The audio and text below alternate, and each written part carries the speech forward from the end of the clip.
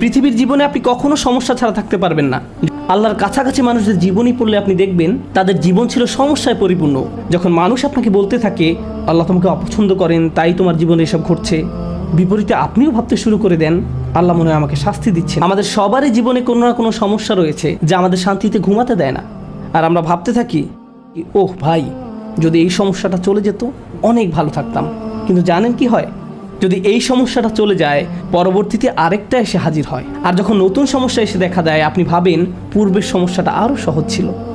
এটা তো অনেক বড় সমস্যা। আপনি যদি আল্লাহর উপর ভরসা রাখতে পারেন, আল্লাহ আপনাকে কি দিবেন? তিনি আপনার সমস্যা শেষ করে দেন না। এই পৃথিবীর জীবনে আপনি কখনো সমস্যা ছাড়া থাকতে পারবেন না। যদি সমস্যা চলে যেত, তাহলে ইয়াকুব আলাইহিস সালামের জন্য আমাদের তুলনায় অনেক আগেই সেটা দূর হয়ে যেত। যদি ঈমান থাকার মানে হয় আপনার কোনো সমস্যা থাকবে না, তাহলে মরিয়ম আলাইহিস সালামের কোনো সমস্যা থাকা উচিত ছিল না। রাসূল সাল্লাল্লাহু আলাইহি সাল্লামেরও কোনো সমস্যা থাকার কথা ছিল না। আল্লাহর কাছাকাছি মানুষদের জীবনী পড়লে আপনি দেখবেন তাদের জীবন ছিল সমস্যায় পরিপূর্ণ, বড় বড় সমস্যা। আর আপনি শুধু এই সমস্যাগুলোর কথাই পড়ছেন। আপনি পড়ছেন তারা কিভাবে একটা সমস্যা থেকে আরেকটা সমস্যা জীবন অতিবাহিত করে গেছেন। আল্লাহর একজন মহান রসুল ছিলেন ইউসুফ আলাইহিস সালাম। তার জীবনের দিকে তাকালে দেখবেন ছোটবেলা থেকেই তিনি সমস্যায় আক্রান্ত ছিলেন। তাহলে আমি এই প্রশ্নটি বারবার করছি, আল্লাহ তাহলে আপনাকে কি দিচ্ছেন? আপনার জীবনের অতি ভয়াবহ সমস্যার সময় যখন আল্লাহর উপর পূর্ণ বিশ্বাস রাখেন, এর বিনিময়ে আল্লাহর কাছ থেকে কি পাবেন? যখন মানুষ আপনাকে বলতে থাকে আল্লাহ তোমাকে অপছন্দ করেন, তাই তোমার জীবনে এসব ঘটছে, বিপরীতে আপনিও ভাবতে শুরু করে দেন আল্লাহ মনে হয় আমাকে শাস্তি দিচ্ছেন, তাই আমার জীবনে এসব বিপদ আপদ ঘটছে। সেই মুহূর্তে যদি আপনি আল্লাহ সম্পর্কে সুধারণা পোষণ করতে পারেন, আল্লাহর প্রতি ভালোবাসা, নির্ভরতা এবং বন্ধন বজায় রাখতে পারেন যে না, আল্লাহ আপনাকে কখনো ছেড়ে যাবেন না, এর বিনিময়ে তিনি আপনাকে কি দেবেন? তিনি সে লোকের হৃদয়কে পথ দেখান। আমি আপনাদের গ্যারান্টি দিচ্ছি, যদি আপনার সমস্যা চলে যায়, যদি সে সমস্যাটা অর্থ সংক্রান্ত হয়ে থাকে, এরপর অর্থ আসতে থাকে, যদি এটা পারিবারিক সমস্যা হয়ে থাকে এবং সমস্যাটা দূর হয়ে যায়, এই দুনিয়ার কোনো অর্জনই সেই একটা গিফটের তুলনায় কোনো মূল্য বহন করে না। আর সে একটি গিফট হলো ইয়াহদি কলবাহু। তিনি সে লোকের হৃদয়কে পথ দেখান। আপনার অন্তরে প্রশান্তি থাকবে।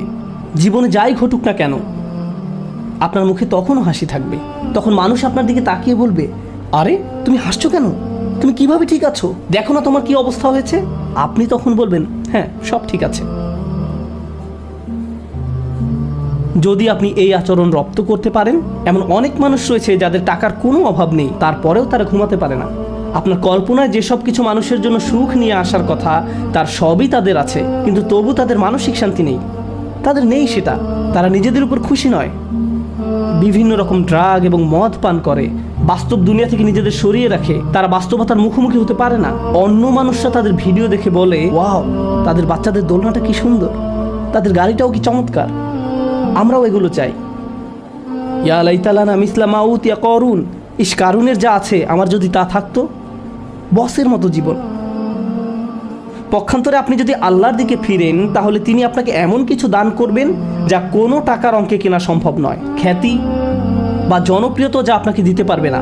আর তা হলো ইয়াহদি কলবাহু। তিনি আপনার হৃদয়কে পথ দেখাবেন। এটাই ঈমানের সর্বশ্রেষ্ঠ পুরস্কার। এটাই হলো বিপদে পড়ার সর্বশ্রেষ্ঠ পুরস্কার। এখন আলোচনার উপসংহারে এসে বলতে চাই, মানুষ অনেক সময় বিভিন্ন সমস্যায় আটকে পড়ে। আপনি আটকে পড়েছেন, আমি আটকে পড়েছি। কখনো কখনো আমরা এখান থেকে মুক্তির কোনো উপায় দেখি না। ওই পরিস্থিতিগুলো হলো আমাদের আল্লাহর পক্ষ থেকে সর্বশ্রেষ্ঠ উপহার দেওয়ার একটা উপায়। ওই পরিস্থিতিগুলোতেই তিনি আমাদের অন্তরগুলোকে পথ প্রদর্শন করেন। আমরা যদি কেবল সেই পরিস্থিতিগুলো ব্যবহার করে আল্লাহকে পেতে পারি, আল্লাহর সাথে কথা বলতে পারি, এর জন্য আপনাকে আরবি জানতে হবে না, এর জন্য আপনাকে অনেক বেশি কোরআনও জানতে হবে না। জাস্ট আল্লাহর দিকে প্রত্যাবর্তন করুন আর বলুন, ইয়া আল্লাহ, আপনি তো সর্বশ্রেষ্ঠ পরিকল্পনাকারী। ইয়া আল্লাহ, আপনার মতো কেউ আমাকে ভালোবাসে না, কেউ আমার প্রতি আপনার মতো যত্নবান নয়। এটা কখনোই সম্ভব নয় যে আপনি আন্তরিকতার সাথে আল্লাহর নিকট হেদায়েত কামনা করবেন আর তিনি আপনাকে ফিরিয়ে দেবেন। আপনি যদি আল্লাহর কাছে একটা গাড়ি চান, তিনি হয়তো আপনাকে তা নাও দিতে পারেন।